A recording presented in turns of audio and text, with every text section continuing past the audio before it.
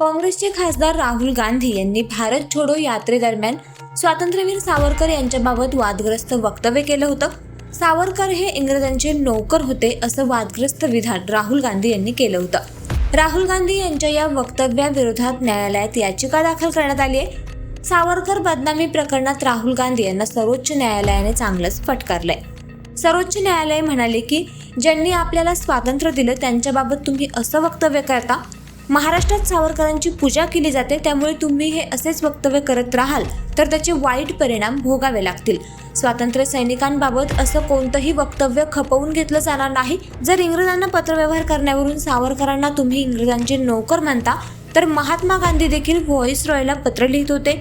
त्यांना देखील इंग्रजांचे नोकर म्हणणार का? तसेच तुमच्या आजी इंदिरा गांधींनी पंतप्रधान असताना सावरकरांचं कौतुक करणारं पत्र दिलं होतं. या शब्दात सर्वोच्च न्यायालयाने राहुल गांधी यांना फटकारलंय. सोशल मीडियाच्या भाऊ गर्दीत विश्वासार्हतेने चकाकणारे नाव म्हणजे लेट्सअप मराठी. सगळ्यांना, सगळ्या नागरिकांना ती स्पीच, ती लेट्सअप वरील मुलाखती म्हणजे विचारांचा खजिना. त्यानंतरच्या निवडणुकीमध्ये मला सोडून गेले. बातम्या केवळ वस्तुस्थिती सांगणाऱ्या, न प्रोपगंडा, फक्त जनतेचा अजेंडा. क्योंकि आने वाला कल जाने वाला है, जाने वाला कल आने वाला है. राजकारण, मनोरंजन असो की क्रीडा क्षेत्र, महाराष्ट्राची स्पंदने संवेदनशीलतेने टिपणारे माध्यम म्हणजे लेट्सअप मराठी.